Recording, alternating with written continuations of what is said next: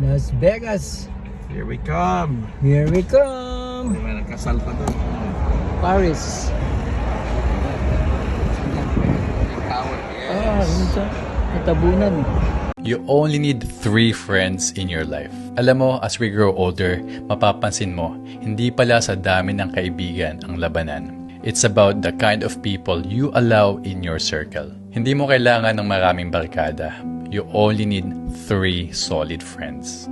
Una, you need a truth teller. Yung tropa na hindi takot sabihan ka ng totoo. Yung kaya kang i-call out kapag may mali ka. Yung hindi oo lang ng oo. Pero kaya kang i-remind. Brother, sister, kapatid, hindi ka ganyan dati. Balik tayo sa goal natin. Hard to hear, minsan masakit, pero kailangan mo ng ganon. Because we all need someone who keeps us grounded and reminds us who we said we wanted to be. Pangalawa, you need a confidant. Yung taong kahit anong sikreto mo, pwede mong ibuhos. Walang judgment, walang chismis, safe space lang. They don't just listen, they counsel you. Hindi lang sila, I support you, friend. They tell you what you need to hear with love. Alam mong kahit gaano kabigat, kaya mong i-share. At kaya nilang dalhin with care and security. Pangatlo, this is my favorite. You need a ride or die. Yung tipong 3 a.m. tatawagan mo at sasabihin mo, bro, friend, kapatid, kailangan kita. Tara. At ang sagot lang nila, on the way.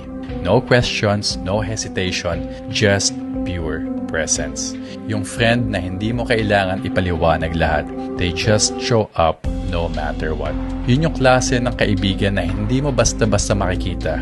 And if you have that, you are already richer than most people. Sabi nga sa quote, you're lucky in life if you have one of each of those friends.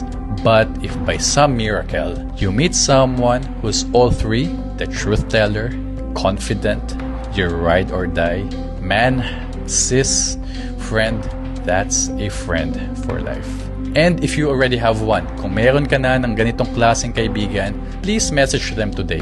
Tell them, salamat bro, salamat friend, salamat sis, salamat bes. Because people like that, they don't just walk into your life every day. You hold onto them forever. So, tag them on the comment section below.